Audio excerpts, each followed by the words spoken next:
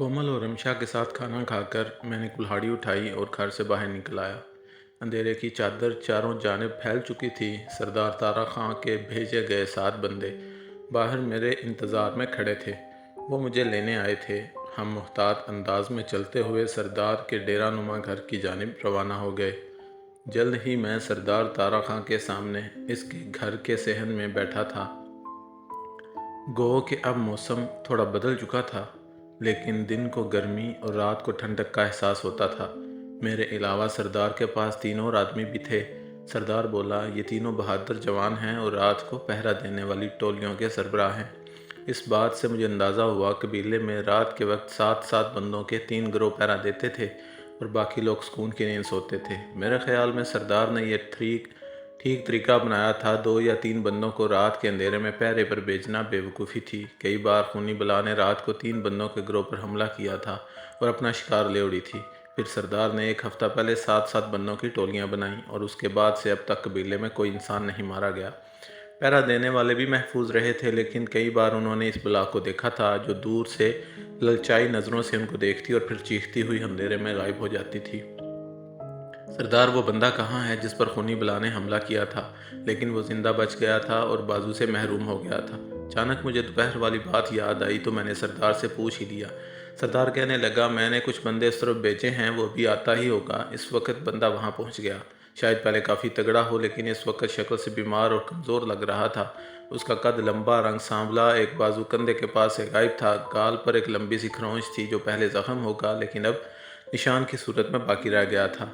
वो आदमी सरदार के सामने झुका और फिर एक जानिब खड़ा हो गया। मैं गौर से उसका जायज़ा ले रहा था। हाँ भाई करमू, हमारे मेहमान को वाक़या सुनाओ जो तुम्हारे साथ पेश आया। मैंने उस आदमी जिसका नाम करमू था उसे अपने पास बैठने का इशारा किया तो वो मुझसे थोड़े फासला रखकर ज़मीन पर बैठ गया। रोशनी का इंतज़ाम करने के लिए सरदार ने आग का बड़ा सा अलाव रोशन करवाया था, जिसकी रोशनी में करमू का सांवला चेहरा चमकदार लेकिन रंजीदा नज़र आ रहा था। करमू कुछ देर गर्दन झुकाकर बैठा रहा, जैसे बोलने के लिए अल्फाज ढूंढ रहा हो। फिर उसने नज़रें ऊपर उठाकर मुझे देखा और धीरे से बोला, साईं, मैंने अपनी ज़िंदगी के 40 साल इसी जंगल में गुजारे हैं। सरदार जानता है मैं कितना बहादुर और जवान था। कबीले की सबसे खूबसूरत लड़की से शादी करने की खातिर मैंने जंगली सूर का शिकार किया था। वो जंगली सूर 6 मन वजनी था और उसे मारने के बाद मैंने उसे टांग से घसीट कर कबीले में ले आया था। इतना कहकर करमू सरदार तारा हाँ की जानिब देखने लगा, जैसे अपनी बात की तायद चाहता हो। सरदार तारा हाँ ने सर हिलाया और बोला, मुझे याद है करमू, तुम सही कहते हो। वो रात कौन भूल सकता है जब तुम भैंस की तरह पले हुए सूर की टांग खींच कर उसे शिकार वाले मैदान में लाए थे और सारे कबीले की तारीख तुमने पलट कर रख दी थी। अनिला की शादी भी अगले दिन तुम्हारे साथ हो गई। इनाम के तौर पर सरदार की बात सुनकर करमू के चेहरे पर एक रंग साकर गुजर गया। उसने बेचैनी से पहलू बदला और रेतली ज़मीन को उंगली से खुरचते हुए बोला, साईं, मैं उस रात सबसे बड़ा शिकार मारकर अपनी पसंद की लड़की से शादी तो कर ली थी। मेरी ज़िंदगी अच्छी गुजर रही थी, लेकिन आज 2 महीने पहले की बात है। मेरी शादी के ठीक 10 साल बाद शिकार वाली रात ही मेरी अनीला खूनी बला के हाथों मारी गई। इतना कहकर करमू खामोश हो गया। जो लगता था उसके हलक में ही अल्फाज अटक गए। लेकिन करमू, तुम्हारी बीवी अनीला उस बला के हाथ कैसे लगी? वो कहाँ पर थी जब खूनी बला का शिकार हुई? इस वक्त तुम कहाँ थे? मैंने एक सांस में कई सवाल पूछ डाले। करमू बोला कि आधी रात का वक्त था, मैं अनीला के घर के सहन में सो रहे थे। अनीला को शायद प्यास लगी। वो बदकिस्मत मेरे पास से उठकर पानी वाले मटके की जानिब चली गई जो दीवार के साथ रखा था। मालूम नहीं वो मनहूस बला पहले से घर में घुसी हुई थी या उसी वक्त दीवार फांद कर अंदर आई। मेरी आवाज़ तो अनीला की दिलखराश चीख से खुल गई। वो फ़ौरन उठ बैठा। चांद की रोशनी में मुझे समझने में देर ना लगी, अनीला किसी मुसीबत में गिरफ्तार हो चुकी है। मैं अपने पास बड़े फल वाली कुल्हाड़ी रखता था। मैंने कुल्हाड़ी हाथ में की और तेज़ी से अनीला को बचाने के लिए गया। फासला ज़्यादा नहीं था, लेकिन खूनी बला इतनी देर में ही इसका गला चबा चुकी थी। अनीला एक चीख ना निकली। इसके बाद हमेशा के लिए खामोश हो गई। मुझ पर वहशत तारी हो गई थी। मैंने कुल्हाड़ी बुलंद की और एक ज़ोरदार वार उस बला की टांग पर किया। कुल्हाड़ी का फल तेज़ था। वो चर की आवाज़ के साथ बला की टांग से उतर गया। मैंने ज़ोर लगाकर कुल्हाड़ी बाहर निकाली तो बला ने अनीला को घुमाकर बड़े भयंकर और मेरी जानिब मुतवज्जो हुई। तब तक मैं दूसरे वार के लिए तैयार हो चुका था। मैंने दूसरा वार उसके पाँव पर किया और ये वार पहले से ज़्यादा मोहलक लगा था। खूनी बला की चंगाड़ ने मेरा दिल दहला दिया। मेरे अंदाजे के मुताबिक इसका आधा पाँव कट गया था। 1 मिनट रुको करमू, मैंने इससे आगे बोलने से रोक दिया और सवालिया नज़रों से मेरी जानिब देखने लगा। बताओ, तुमने कुल्हाड़ी के दोनों वार उसकी टांग और पाँव पर क्यों किए, सर पर, गर्दन पर क्यों नहीं? मेरी बात सुनकर करमू मुस्कुराया, जैसे मैंने कोई अहमकाना सवाल पूछा। बाबूजी, अगर मेरी जगह तुम होते तो तुम भी यही कुछ करते, क्योंकि इस बला के जिस्म पर बाल इतने बड़े हैं कि इसके सर और सीने की समझ नहीं लगती। अगर वहाँ वार करने की कोशिश करता तो अव्वल तो मेरी कुल्हाड़ी वहाँ तक ना पहुँचती, अगर पहुँच जाती तो बालों में घुसकर मेरा वार बेकार जाता। करमू की बात में वजन था। मैंने दोबारा पूछा, उसकी जिसामत और कद कितना बड़ा है? करमू कुछ सोचते हुए बोला कि तुमने कभी खूब पला हुआ मोटा ताज़ा भैंसा देखा है क्या? मैंने सर हिलाते हुए कहा, बिल्कुल देखा है। करमू बोला, वो उससे भी बड़ी है, सारा जिस्म से अब बालों से ढका हुआ है और जब वो पिछली टांगों पर खड़ी होती है तो इसका कद मुझसे भी 3 हाथ ऊपर चला जाता है। पढ़ने वालों को मैं पहले बता चुका हूँ कि करमू एक लंबे कद का आदमी था। इसका कद 6 फुट के करीब था। इस हिसाब से खूनी बला का कद 8 फुट तक हो सकता था। फिर आगे क्या हुआ करमू?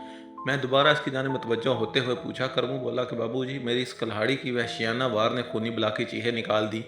वो बहुत गुस्से में आ गई थी, लेकिन शायद तकलीफ गुस्से पर गालिब आ गई, इसलिए वो मुझ पर हमला करने की बजाय पीछे वाले दोनों पैरों पर खड़ी हुई और लंगड़ाती हुई दीवार फलांगने लगी। असूलन तो मुझे जान बच जाने पर आराम से पीछे हट जाना चाहिए था, लेकिन अनीला की उल्टी लाश देखकर मुझे पे खून सवार हो गया। मैं वैसे बला जख्मी होकर भाग रही थी। दोनों बातों ने मुझे जोश दिला दिया और मैं कुल्हाड़ी संभाल कर चीखता हुआ इसके पीछे भागा। ये मेरी गलती थी। मैं समझ रहा था वो तकलीफ और खौफ के मारे भाग रही है, मैं इस पर हमला करके इसे मार गिराऊंगा।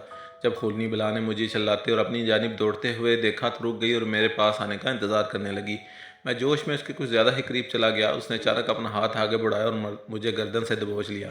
2-3 बार ज़ोर से झटका दिया तो मेरा दिमाग चकराने लगा। कुल्हाड़ी अभी तक मेरे हाथ में थी। फिर इसने एक हाथ मेरी कुल्हाड़ी वाले बाजू की जानिब बढ़ाया। मैं समझ नहीं सका वो क्या चाहती है, लेकिन वो बुला जानती थी वो क्या करने वाली है।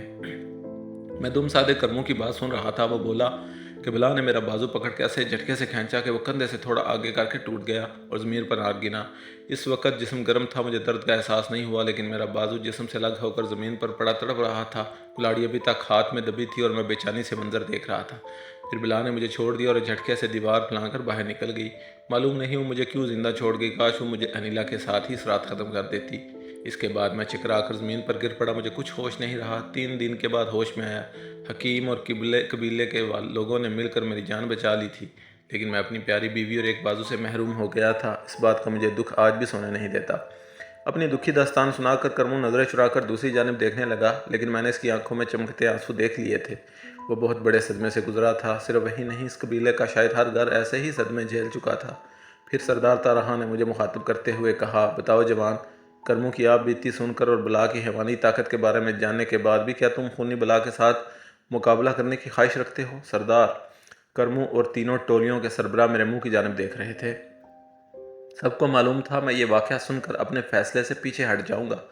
मैंने कुल्हाड़ी के दस्ते पर अपना हाथ मजबूती से जमाया और उठ खड़ा हुआ।